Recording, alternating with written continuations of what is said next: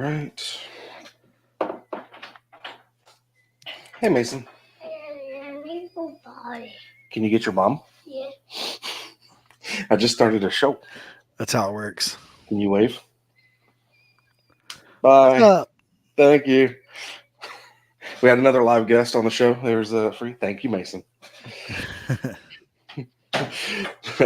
Okay, well there's the start of the show. Hold on, real quick. I gotta also send this link out to the fan. 36,000 fans. There we go. And put it down here. And roll the intro. All right, well, let's get it. God bless America, and gentlemen, start your engine!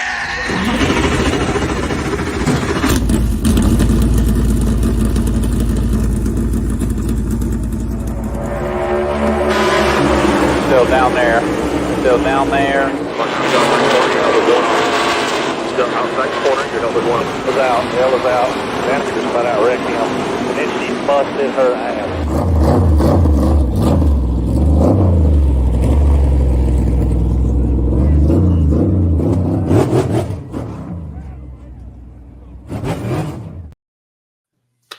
Boom. There we go. Sorry. Had to get some more stuff. Andy normally does all this, but he had to work tonight, so I had to piece it all together. And I'm definitely not as podcast strong as he is. See, I do all this for my podcast, and TJ does all the talking, and I do all the what Andy does. Yeah.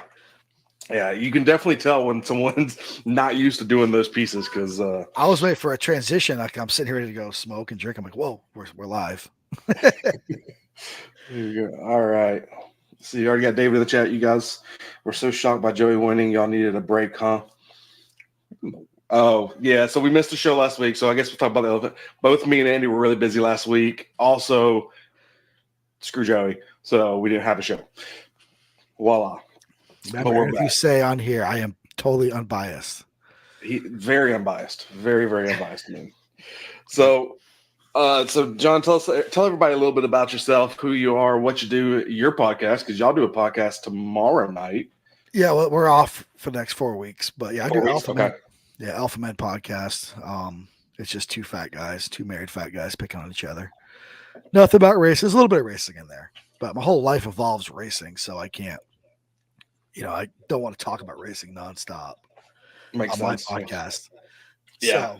So, I work for NASCAR full time. I timing and scoring, work in race control and on the ground sometimes. But I work just handle the time and scoring equipment throughout the race. Pre-race, I set up all the tracks, repair stuff for timing and scoring, and then race time. I'm usually in race control, monitoring all the data coming in and out, checking loops. If the freezer field guy needs something, I help him with that. I mean, really, I'm kind of a babysitter on the screen until something happens. Like if the issue costs like the infield here, like Charlotte, and they miss a loop, I have to, hit a button and then add them to that because I'm focused on the start finish line, whereas everybody else is focused on the rest of the track. My whole job is start finish backup, pit, start finish, pit backup. That's all the 4 loops I have to worry about during a race. I monitor the others, but yeah, that's pretty much what you're nutshell. What you're saying is whenever we don't agree with who they call as the finisher, we just yell at you. Got it? Understood? Well, that's the cameras. The cameras are yes, I mean this go through me, but it's all computer. I mean, it's computer and cameras make the call. It's not there's no human factor on that decision. It's true. I mean, because we had that conversation. We had that conversation at the what track was it? Whenever the whole finish line's not a finish line. Kansas, I think. Yeah, Kansas. We brought you on the show because that was very insightful because there was a lot of stuff that I didn't know and how it transmits and all that you were able to enlighten us on, which was awesome. Yeah, because that line is a fictional line. It's just there for eye candy, just for a fictional look. I mean, that the camera is designed, the loop in the ground is there permanently, and that's 14.2 back, and that's exactly where the start finish line is to where the transponder is. And then that camera shoots a line right across, and there's 2 major cameras from start finish doing the same thing. So I mean, there's plus the backups for the loops. So there's 1, 2, 3, 4. There's 4 backups. Gotcha. Then there's the TV cameras. Then there's us. So I mean, there's 6. A lot of redundancies in that. Yeah, Which so makes sense. there's no way you could, say, oh, he didn't win or this. Like I couldn't go drag somebody and move somebody in a chiclet to say, okay, I want Joey Logano to win or something. There's no way. Well, I don't need that. I just need you to drag Austin Cindric to not win because that's just a wasted playoff spot, in my opinion. I mean, even if we could, there's the backup to the backup. Then there's the other truck. There's a whole other truck I can't even touch or see. Yeah, that is just a backup to me. Then there's another computer that's backing up transponders. If we lose everything in race control, the power goes out, and all the computers die, and we have whatever active God. We have a computer that's whole job is to back up everything, and it holds all the data. There's one transponder in the car, stays on the car. That computer works that one transponder. That's its whole job. So there's no. And the transponders, y'all have to put those in the cars every week, right? They don't travel with the cars. No, we hand them out according to the car. A lot of guys get the same ones every week because their number. Like last week we had different numbers, like the 60 in there and a couple others. So they'll change up the list. But Gotcha. It's the same transponders every week. They're checked every week. We put them on charge 2 or 3 days before. We check the lights, make sure they're blinking 3 to 5 times, depending on their transponder. And we have backups for that. I mean, there ain't nothing in NASCAR that ain't backed up. It's sad sometimes. Has one ever died before? Because you said that you have to charge them up. I didn't even think about that. So the older ones, they all die. They'll show. We have testers. We walk around and we'll test them before practice, or not before practice. Usually we're handing them out. They're going to go practice. It's usually qualifying, and definitely before a race. Anytime there's a race, we go walk through, test each one of them. It vibrates in our hand, say it's strength. Okay. We can't see how much battery life's in them unless we physically get under each car and count how many blinks. Every blink is a day. Oh, okay. So on average, how long can one last? The new ones, 72 hours. The new ones. The old ones, 5 days. So in theory, there should be no problem. No. Like the rain delay in Daytona, we had to pull them off that long. We were in Daytona for 137 hours. I worked. We had to pull them off twice and hand them back out. That's rough for a fat guy. Ugh. And the teams can't touch the cars because they're locked down because they've already been through inspection and qualifying. So you can't touch. Oh man, golly, you're running around there. Instead of being Little John and the East Side Boys, it's Big John and the Doughboys. Yes, it's rough. It's a fat job. But, all right, let's get into some racing. Obviously, you we talked about it before. You actually got to be off this weekend, but I don't think you got to watch much racing because you were doing the family time, right? Yes, I watched the last 13 minutes of the Chicago race. I did watch SVG take the checker flag that lap, and I saw the highlights of the Xfinity race. Okay. But the Chicago race, I watched the last 13 minutes, and half of it was under caution. Yeah.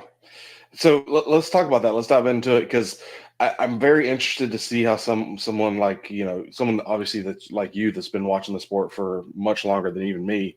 What'd you think about it being timed? I kind of liked it. I mean, I don't watch IMSA, I don't watch Formula, I don't watch all the other guys. Mm-hmm. I watch racing, our NASCAR stuff, but it was kind of neat. I think we should do timed on road courses. I mean, I have no say in the fight, but kind of cool. It was definitely interesting. I think if we do more of exhibition with it, like, if the street race becomes an exhibition race, I think it could go to time only and be fine. And obviously, kind of like they did here, after the timer runs out, the next lap, that would be how they do it. And that'd be pretty cool because you imagine a strategy, because these guys are so used to week in, week out, the same kind of strategy, tires, fuel. Now you have to add in time in there. I mean, that changes the whole mindset for the crew chiefs, the engineers, the drivers. Yeah. That would be awesome if they did that for just road courses. I mean, it would be kind of because they're not battling fuel windows with laps. They're battling. I mean, obviously they're still going to have to calculate laps, but they're looking at the time because how many laps could be in that time? That first couple of times we do this, nobody would know really. Yep. I think Interesting. that'd be cool if those guys someday just said, "Hey, let's do it." That'd be cool. I think exhibition we could definitely do it. I don't think they could do it for an actual points race, not until they did a lot of testing.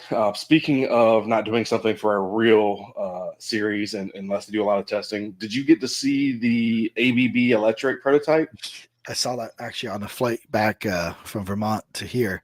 I was watching. I think it sounds pretty cool for an electric car. It sounds like one of those RC cars when we were kids. Yeah. Yeah. All-wheel drive. What did they say? There's 2 motors for each wheel in the back, and then there's 2 motors in the front, splitting both of them. So all in all, they're running with 6 motors. Pretty cool. A lot of people. I posted the video on ours, and a lot of people kind of jumped out. No, never. Can't do this with NASCAR. In my opinion, and I don't know what yours is on this. If there's another series, to me, that's just more racing to help racing, and I'd be fine with another series.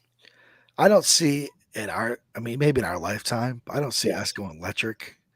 But yeah, another series it's another way to watch, what we like watching racing. I mean, we all watch, people complain about ARCA. Yeah. We still watch it. Still watch it. It's still racing. I mean, these would be faster than those ARCA cars, and probably the thing I don't know yet, and I'd have to watch a race to see it, is the parity between all of them, since they would all be sharing the same electric motors. Like, it depending on how it's all made up, it might be too even, if that makes sense. It'd be like IROC. Yeah. SRX. It's the same concept. I mean, maybe that's our new IROC, because you're not going to find the IROC cars anymore. No. I mean, they brought it back, but it's not the same. Yeah. So maybe it'll be the not Gen X, but this generation's IROC. We'll see. I mean, I don't have a problem watching it. David Reagan has been testing it out, apparently at Martinsville. So that's interesting. He said that it's definitely weird getting up against the wall, and normally you would feel and hear the car, the sound waves bouncing off the exhaust in the wall. And now all you got is kind of the electric motor whine with the tire squeal. It's electric. I mean, I think it's still pretty cool. I see us continuing down that road. I mean, obviously we have there's a partner, there's multiple partners, Toyota, Chevy, Ford. I think there's another partner. They all work together on the car. So it looks like a Porsche to me. It really looks like the Cadillac almost. Like when you look at some of it, it really looks like the Cadillac EV, the SUV that they concepted 3 or 4 years ago, where it's like it's not the Escalade, but it's like their crossover, and then they made a. It kind of looks like almost. Yeah, it does. Like I'm looking at a picture of it right now. Yeah, I can see it, or like an Audi. The Audi, I could definitely see the Audi in that too, because what's weird is like I wonder who designed what, because they said Ford, Toyota, and Chevy all work on it at the same time. So I wonder like what did they bring? Like, did someone bring the hybrid electric, or did they go to a certain company? Because they haven't really announced a lot on the car, as far as who built what or anything. So I'm very interested to see who brought what to the table. I bet you that the aerodynamics, I mean, by the looks, it's definitely probably a Chevy look. I think so, because it definitely has that Blazer-esque front. Yep. Or what was the other one? The one they just came out with. It's supposed to be like the Tahoe small version, Equinox remade or something. Oh, I haven't heard that. They just remade one of their it's like a remake of the Tahoe, but the crossover version. I can't remember the name. I'm not a Chevy guy. I am. We're friends. Come on. Sorry, Ford and Yodas. I was strictly Ford for so long, and then we finally got my wife a Toyota. And see, I have a Toyota truck. I had a Chevy, but I have a Toyota truck, and my wife's got a Nissan Pathfinder. So gotcha. I can't really say I'm a Chevy guy, even though I'm a Chevy guy. Yeah, go back to the old Dale days, get the old Intimidator. Yeah. Race hell, praise Dale, baby. But so very interesting. I'm interested to see what comes from it. I don't know what's going to come from it yet, but I definitely could see it being its own series. I definitely do not think it's making its way into the top 3. Now, could a hybrid electric motor make its way into Cup Series in the next 10 years? Maybe. But full electric, it's going to take some time. It's going to take a lot of time. I see us staying where we're at for at least through his TV contract. Well, let's see. What is the TV contract now?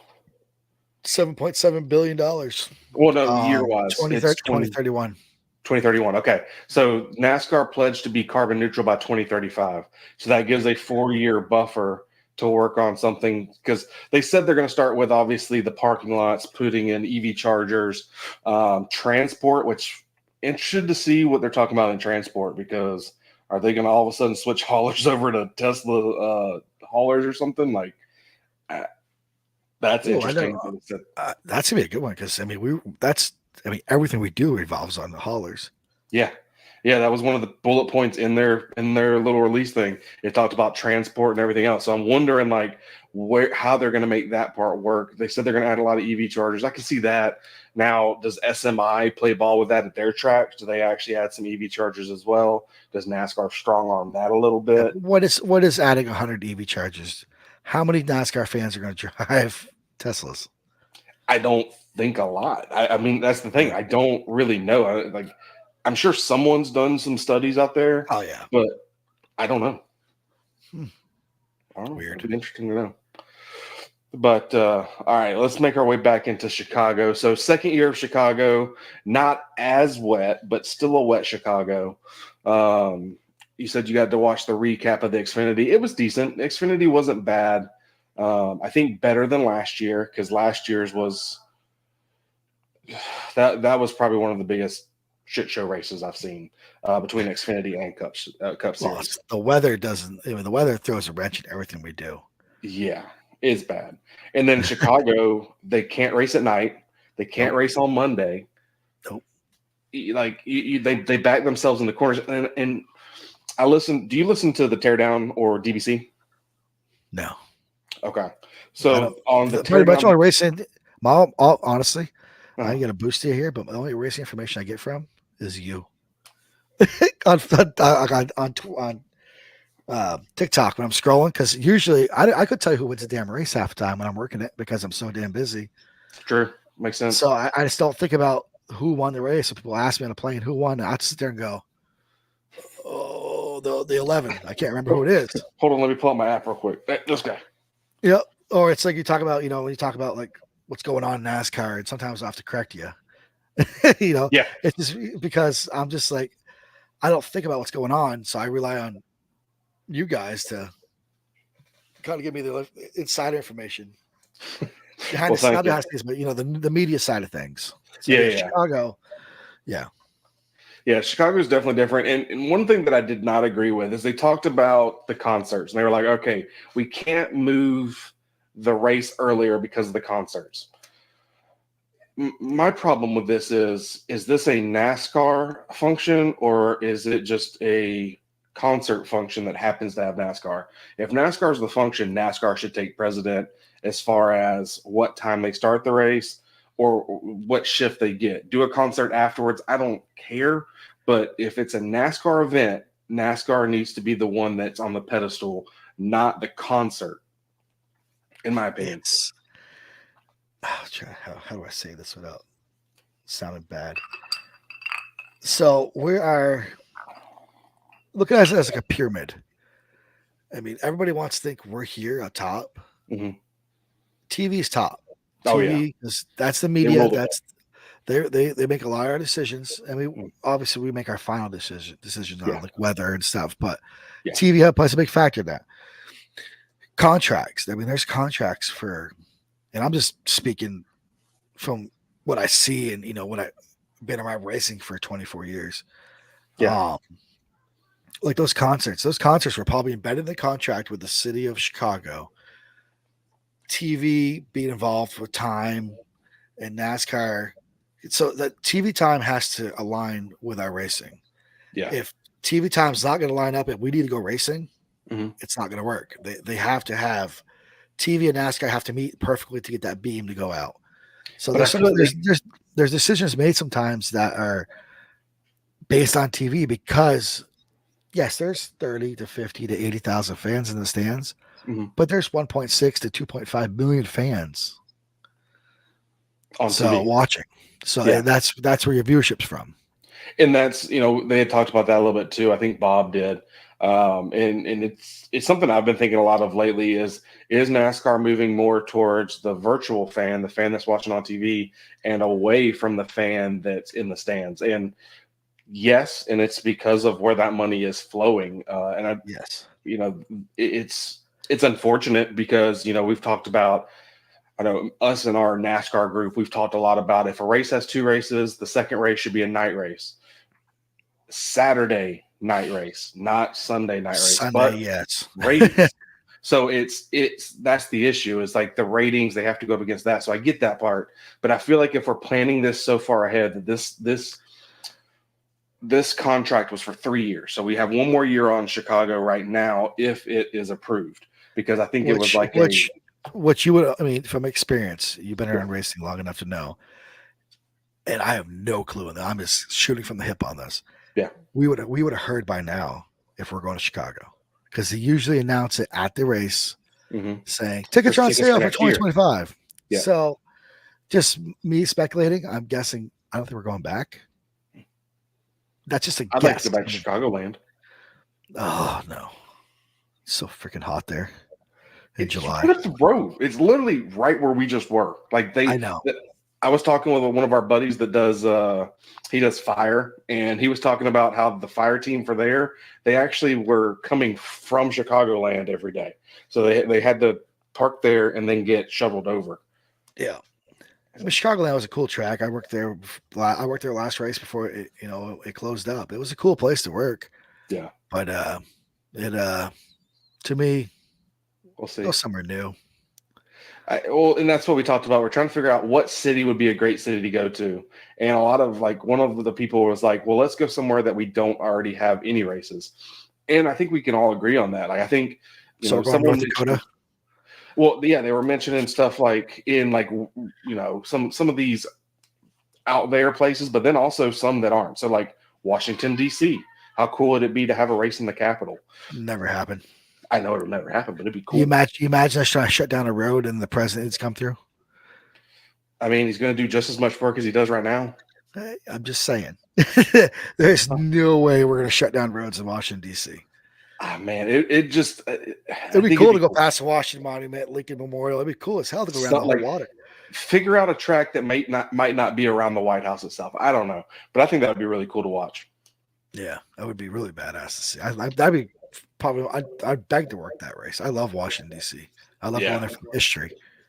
I'm a big history guy. I mean, look, Constitution. Yeah. So. Yeah, cool. So moving on to more of the Chicago piece too. So when we watched the race, SVG obviously won the Xfinity, like you talked about. Yeah. But he gets into the Cup race, and unfortunately, his day ends early because the SHR Wreck-It Brigade, made up of Priest, Briscoe, and Barry, decided to take him out earlier. And unfortunately, he only made it. He didn't even make it through the first stage. I know you didn't get to see all of it. Yeah, no, I saw he didn't make it through the first stage. Like 6 laps to go or something. How about the truck team Fraction 46 not running this weekend? Is Thad Moffitt out? So apparently, from what I've heard, they have lost funding. And Fraction 46 is actually. Oh, please let me look at this message I got from a friend.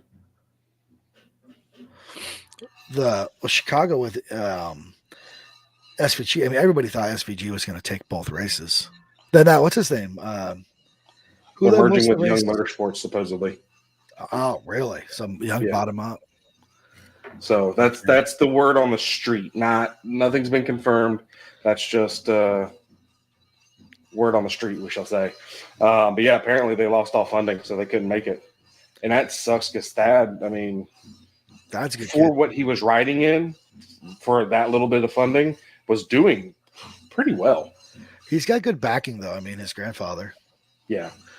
So, I mean, he's not riding on his name. He's riding on talent. Is the sound of my son playing the drums upstairs coming through the mic? I can hear it in my headset. I'm Yep. just- Yeah, I have, Oh, like I said, I do my podcast, Alpha Med podcast. Yeah, my kids are usually hooting hollering in the room, but they're gone in Vermont, so yeah. Yeah, our playroom's just pretty much right upstairs. So there's the base. Boom, boom, boom. he's jamming out up there. But yeah, so SVG out early, and then Kyle Larson goes out early. You know, the tire wall last year did a really good job of bouncing people off and not damaging cars, but he like caught it at that perfect angle where it went underneath. He hit that moved damn ball the wall. hard. Yeah. Yeah. Well, Kyle Busch did the same thing last year. Mhm. So they both hit that wall, almost similar spot. I think the same turn, head on. Yeah. It's just a Kyle's wall. I mean, Josh Berry was trying to be a tennis ball the whole damn weekend. Dude, Josh Berry was like, all right, I'm going to be Noah from last year because Noah last year just kept running into walls, and that's exactly what Josh Berry was doing. And unfortunately, I think that's going to be a sign of what's to come because obviously he has now been announced that he is moving over to the 21 car of Harrison Burton, and I'm not wild about that move. Yeah. It sucks for Harrison, but Josh Berry's got talent too. Josh Berry does have talent, but does that car get what it needs for him to be successful in it? No, but all it takes is one win to change the whole team's perspective.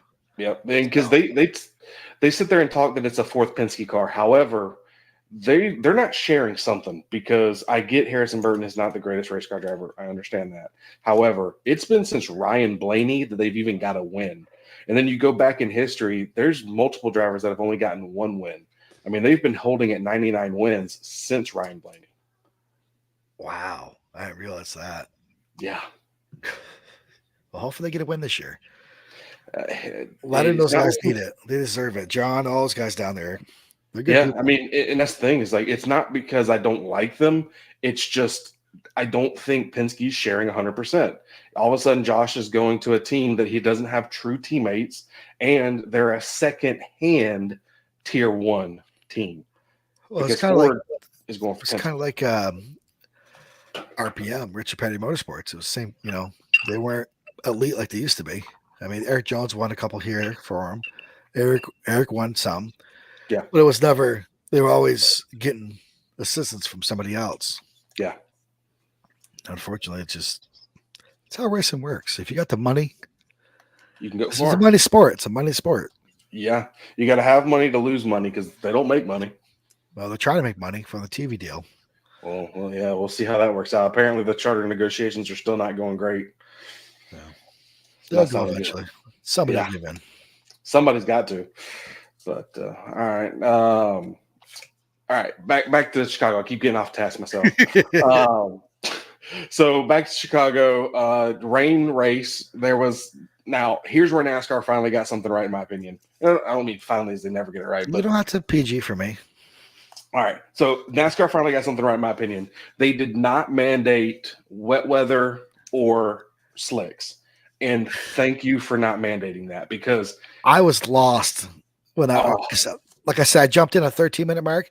Yeah, and I was listening to the commentators, and he goes, Bell and whoever on the slicks, but this so and so is on.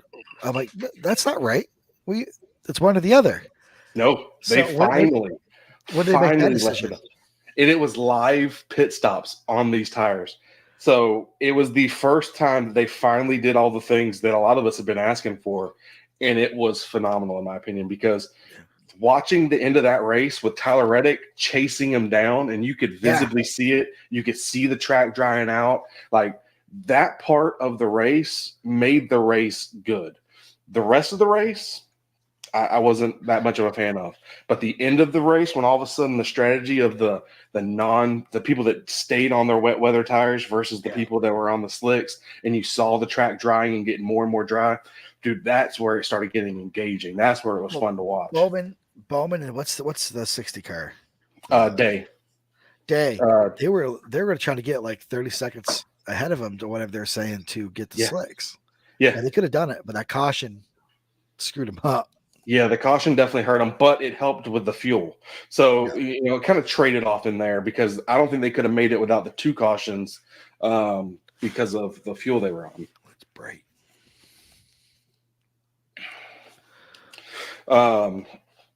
But yeah, I mean that was awesome to watch, in my opinion. Now the one thing NBC phenomenally better than Fox.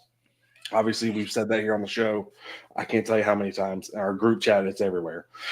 But NBC, in my opinion, made one boo-boo this week, and it was with Christopher Bell. Obviously, he did get turned in that whole incident. I don't know if I think that's around when you joined, where Martin Truex ended up getting into him, and he spun but then recorrected, and he went from sixth place, and then they just didn't talk about him. So I had to sit there and find him on the app. I sit there scrolling through. He ended up like 32nd. And I'm like, oh. And they just didn't talk about it. They showed the video of him getting out of sorts, spinning halfway, and then recorrecting. And then he just dropped like an anchor. They didn't say anything. Yeah, well, that's TV. TV is all they're watching a monitor just like you are. You're watching a screen. They're watching a monitor to look for what's going on. And depends on the race. I mean, there's 30, 40 cameras. So it gets pretty wild for them to keep track of all the stories, Christopher Bell or so. Well, and that's the thing. They did have other stories to watch in there. So that's why I'm like not obscenely pissed off about it. But, you go from someone that was in first or about to lead the race again to 30-something, and they didn't say if he broke something. They didn't say if that caused a flat spot or the tire went down. So, it was just like I didn't know. And I was like, man, that sucks. It's funny. All the people that set up Fox are the same people that set up NBC. That's interesting. All the producers, directors. Yeah, it's all the same people. But it's not the same people choosing when to go to commercial, is it? It can't be. I don't know about that, but so 90% of those people there, everybody's freelancers for TV, and they're all contracted by NBC Fox, and they just when NBC Fox ends, NBC picks them up, and they just continue on with the show. I mean, yes, there's different programming, there's different how they present. They have things. different tools, different tooling. Yeah, but it's the same equipment, same people, same producers. That's crazy because it feels so different. Because I work in the TV compound with them all. I see them all every day. That's crazy because it literally feels so different. Because when we're watching the NBC, definitely the commercials is the biggest part. Instead of these full screen commercials, right whenever there's racing battles going on, where they watch the racing and then they'll do screen in screen or picture beside. So it's like you get that rather than Fox when they would go to commercial, there'd be a caution. They'd come back for the boring part of it. NBC would stay, or they would come back immediately and then go back on commercial once we got to the boring part where they're just cleaning up. So, so it's probably how they present it with their what do you call them? Commercials. Yeah. So it's how the package is set up. So maybe Fox says, listen, we have to run them this amount of times, no matter what. NBC says we're run them this amount of times during these times. I don't know. I mean, I'm just a grunt on the ground. I mean, it's very possible because it's something that I have wondered about because, with as much as they have obviously there, it really didn't make sense as to what was going on. It's huge. If I get you to a race where you can just come down early, like on Wednesday or something, I will show you tons of the behind the scenes stuff that people will never see. That there's so much setting up to do for TV because we work very closely with TV. My department. Yeah. I mean, we're like the girl and a guy that are the liaisons between TV and us, and I work right beside them. Yeah, she's in my department, and she talks to TV. All right, go to commercial in 5, 4, 3, and they're telling us this in the race control, and we have no control over it. Or can you get one more lap? It's very rare they ask for that, but it's because they can't get the show back on. Yeah, that's why. So sometimes they may drag a race out an extra lap, or half a lap, just so we can get under caution, so they can get it back on TV. Because they don't want people like you watching TV to miss it. Yeah, so that's interesting. Didn't even think about that. Yeah, so people are like, so many cautions or so long caution. Well, it's because TV wants to show you it. Yeah. Well, I mean, that's the thing is I know me even for this race, I was like, man, is this more NASCAR race manipulation? But I didn't think of it in a broadcasting lens, I guess you could say. So that does. Imagine if we went green and we're still at caution, and something happened big, and it Yeah. ran off, and you guys would miss it. You'd see the replay, and then you guys would be all pissed, like, "Well, it should have been live." Blah blah blah. Well, that was NASCAR fans are never basically happy. that was basically watching Fox because Yeah. there would be a restart and they would start showing the back end of the field. Guys, the camera needs to be over here. Yeah, But no, that would be really cool to watch because I like to watch the behind the scenes stuff, the technicals and setups. So if that ever became available, that would be freaking phenomenal. dude, it's insane. If I get you down to a race and have you come in like on a Wednesday when we come to set up and just before TV, TV's already there before everybody else is there. Yeah. And you spend a whole day with me. It's about 12 to 18 hours depending on the day. Then you go Thursday, we'll set up with TV. Yeah. Oh, another 12-hour, 15-hour day. So I'm on overtime by Friday every week. They can hire and fire me all in one day. I'm fine with that. The money's pretty damn good, but it's all overtime. That's the money's from. It makes sense. That definitely makes sense. Yeah. But all right. So let's see who ended up winning. I don't even remember. No, I'm just kidding. Alex Bowman finally gets his win. It's definitely been a good drought for him ever since he got hurt last year. He kind of was in a weird funk where he just could not win a race. He was the one Hendrick driver that we were kind of hearing that there might be some rumblings. Now, this never came from Hendrick, and I don't think his seat was ever hot right now, at least. No. He's contracted through 2026. So I don't think it was actually hot, but a lot of people were talking about it. You know, Jeff Gordon even said, if you drive Hendrick equipment, you need to be able to win every week. So he finally gets his win. It kind of takes that pressure off. However, there's some people saying that it was wasted or not deserved. In my opinion, this one definitely deserved because a win's a win. Yeah, well, this is strategy. Now, the one I'll agree that Cindric's, in my opinion, isn't a worthwhile spot because he was the third best car and just happened to win because of fuel.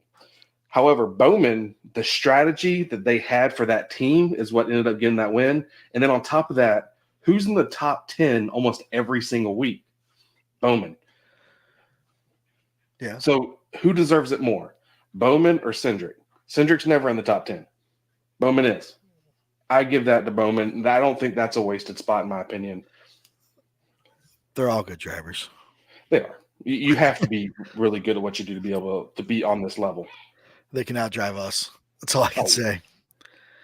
Well, I don't have a can't favorite even fit in the driver. seat, so that I'm out. I don't Have you ever tried to fit in one of the cars? Yes, I have. How did that work? It didn't work. So I own a garage door company as well. And I do NASCAR Racing Experiences tires. I was reading tires. NASCAR Racing Experience garage doors. Gotcha. So I get free drives, ride arounds. That's cool. So they do have a car for fat guys. So if you ever want to go, and they still owe me one, so I have to schedule for 10 people. I'll save you a spot. You come out. You and I can fit in these cars. I know you're a big guy like me. Hey, yeah. You're taller than I am, but I'm down, 100% down, because I did it whenever, I was in college when I did the one down in Daytona, and it was uncomfortable then, and I was smaller then. I was only 250 because I was at my football playing weight. So I would 100% be down there. So my fat butt sat in those cars, but in an actual cup car, I wouldn't even get to the window. I was gonna say, it'd be like watching a plunger just hitting the window. Nope, not going anywhere. No, I'm stuck. Give like who's really small, like Kyle Larson's car, not a chance. I give a leg in there, dude. My leg would not even fit in the seat. There's no possible way. Ty Gibbs is a child compared to me, full on child. My son is the same height. Yeah. But yeah, no. So he finally gets his win. Obviously, they've talked about will they come back next year. You said you don't know, but based off they did not announce tickets, which they didn't announce it at Bristol. Bristol dirt didn't come back. So there's definitely some pieces there. But like North Wilkesboro, they announced them. I'm wondering. I'm trying to remember. Last year after the street race, did they immediately announce tickets for it then? I don't think they did. Maybe they did. Maybe I'm just looking to it too far. I don't know. I don't remember. I'm trying to remember because I want to say we had the same kind of conversations there where it was, I don't know if we're actually going to have it again because they haven't came out with tickets back. I'm not 100% on that. It could be. Interesting. All right. Well, let's move into our Pocono picks because we're already over here on over 30 minutes. I can hear the child getting tireder and tireder. Got to start putting them to bed soon. But so let's move into You forgot kind of a big news which though. part did Haley Deegan. Haley Deegan. I can't. You're right. I can't pass over this. So Haley Deegan is officially out of AM Racing. When we heard that Joey Logano was taking that seat for the Chicago Street Course, even in our video, we were like, "Is this the sign of the end?" I at that point had already heard some grumblings that the way that Logano got it was that the seat became available and someone pitched it to him. And when you hear it like that, that tells you right then they had already made that decision. I mean, it sucks for her because yes, she wasn't amounted to what she's a girl, blah blah blah. She still got talent. Yeah. It comes down to your equipment, and it does come down to your skill. Yeah. Skill is 60%, 40% equipment, I'd say, in racing. So I feel bad for her, but maybe she'll find a different ride, and she can prove that I can complete a race and do top 5, top 10. Well, and I think that's the thing for her is like road courses are not that she's not done well at that at all. But I think she lost confidence because obviously in her truck series career, at first she really didn't have a great truck, but then she moved to ThorSport. Yeah. ThorSport had some good trucks. She should have been running better there, but I think the confidence was still already gone. Yeah. She moves over to AM Racing. Obviously, they had who ran it last year? I just mentioned it in my video, and my mind just went. Brett Moffitt? No. Yeah. Thad. Yeah. Thad. No. Who? Someone ran it last year. Someone ran it last year, did good. I can't. My mind's going blank all of a sudden. And then Joey gets in it for the street race and finishes 8th. So it's hard to say. Fair. It's not fair to her. You put Joey Logano to her because Joey's got the skill, he's got the experience. He does for sure. But it's definitely different, I guess we should say. They should have put in like somebody of the same caliber as her. Yeah. To see what they can do in that equipment, not somebody who can read the wind, the lines. Yeah. I mean, Joey is a phenomenal driver. I mean, he can see things that Joey Gase or somebody doesn't see as well. Yeah. I'm just using Joey's example. I don't know why his name popped in my head. Joey, I guess. So they should have put somebody of her caliber, her experience level in there to see what the equipment is like, not somebody who is a superstar. That's true. Opinion. That's true. I do agree with that. But it was funny because they worded it as they did this so they could learn more.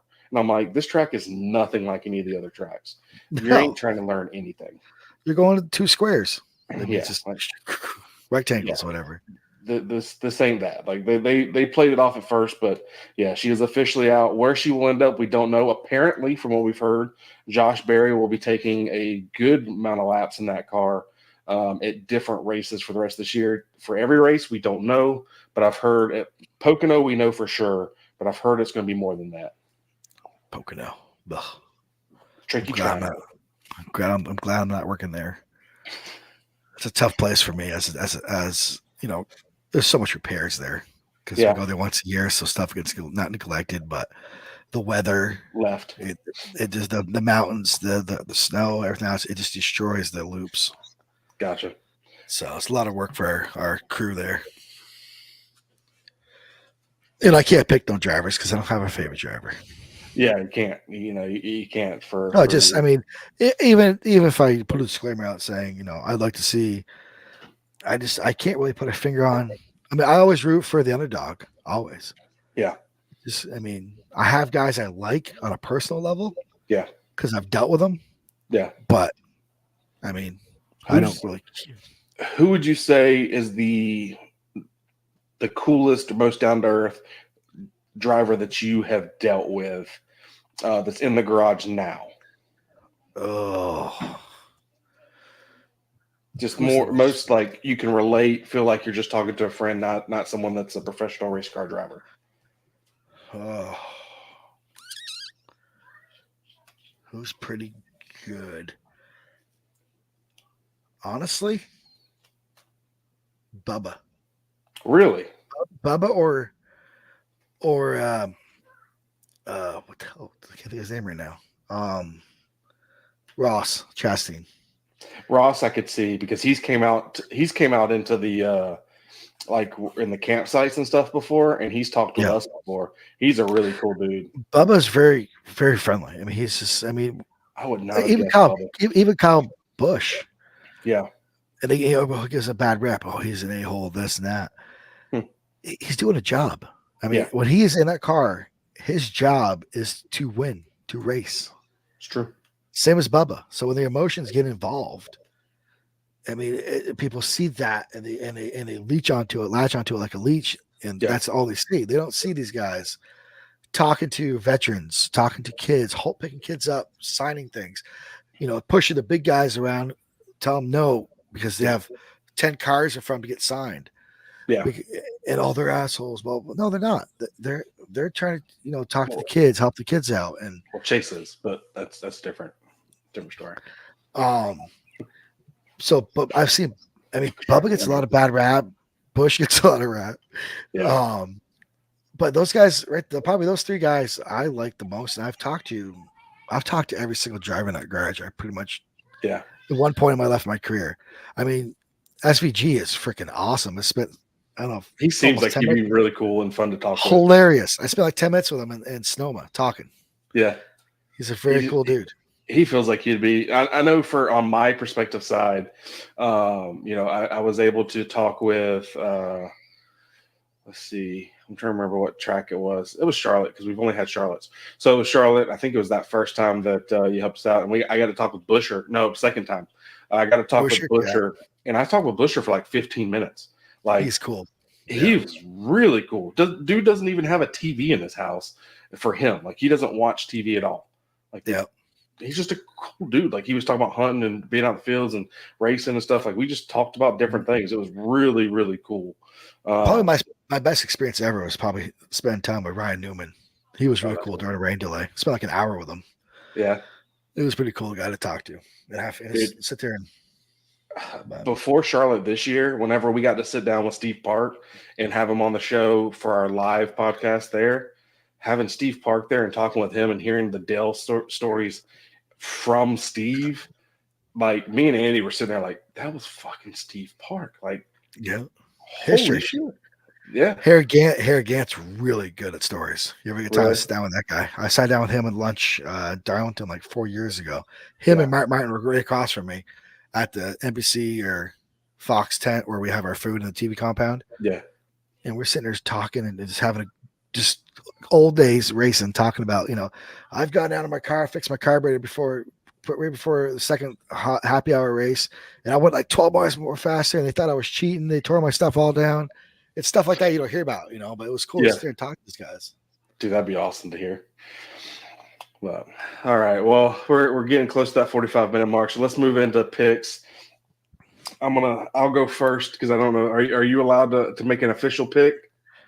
I'll make a fan pick. How's that? I'll make a fan pick. Okay. I'm not working the race. So okay. Like I told you, there's backup to backup to backup, and there's no way you can cheat. So okay. Cool. So I'm gonna go first with the Pocono Tricky Triangle. I'm gonna go with, and I know this is gonna be a shocker. I'm gonna go with the old Dennis Hamlin. That's not really a shocker. I mean, Denny is phenomenal out there. Exactly. It's pretty. It's a layup. Yeah. I'm gonna go with because Denny was what I was gonna take. I'm gonna go with Blaney. Blaney's not a bad one to pick either. Yeah. Tricky Triangle. See who can get it out. I think Blaney's a good choice. See if he can get his second one of the year, and Hamlin's going for fourth. And Blaney's won at Pocono. Yes, Blaney has won at Pocono before. Now, where this could get really interesting is if he does win. I mean, basically right now they're racing against Bell and Larson for playoff points because right now Bell and Larson are just pulling away from everybody when it comes to these playoff points. But anything can happen. Pocono is the Daytona and Talladega track where anything can happen at any moment. Yeah, the accidents there just kind of you can kind of see them at some tracks where they're like it's starting to build. You're like, okay, they're gonna be a wreck next time. This one, it's like it could literally happen at any time. They go wide open. Next thing you know, they're flipping through the backstretch or turn 3, turn 4, turn 4. Yeah. But all right, well, that'll do it for our show this week. Thank you for joining us, sitting in for Andy. Definitely, it's nice whenever we get a nice, well-rounded podcast in. Yeah. So I like podcasts. I mean, like I do mine every week, every Tuesday. So yeah, you guys do these on Mondays. I could do these more often if you do them on Monday nights. Problem is, I'm so exhausted from traveling. Yeah, we try to always knock them out on the Mondays. If sometimes they get pushed when it comes to like when we go to the tracks, we have to go to Tuesdays, just because of driving back, getting the bus back, getting it torn back down once we get to the house. So that one's a little bit more difficult, but for sure we enjoy having you on. It gives us that different perspective, someone that actually is there with the sport. You can also kind of give us information again tonight that the average fan or the fan that's been watching for a while, maybe not forever, things I didn't know. So that's really cool. I really enjoy it.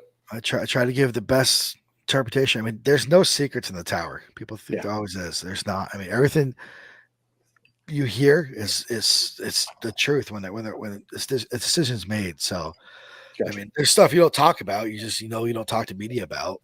I mean, that's not my job. That's Elton or somebody else's job. So big controversies come up, and I'm not going to say nothing because it's not my place.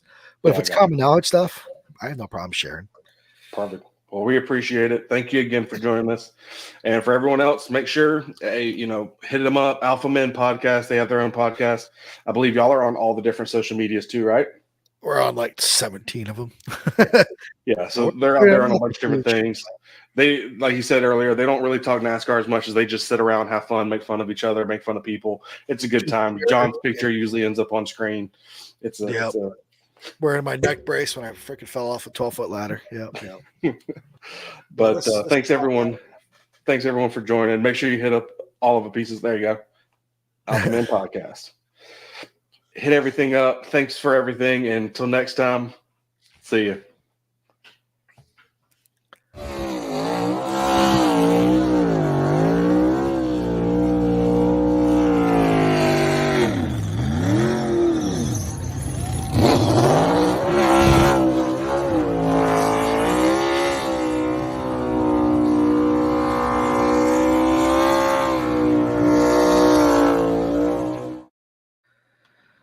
Alrighty. Well, that's pretty easy.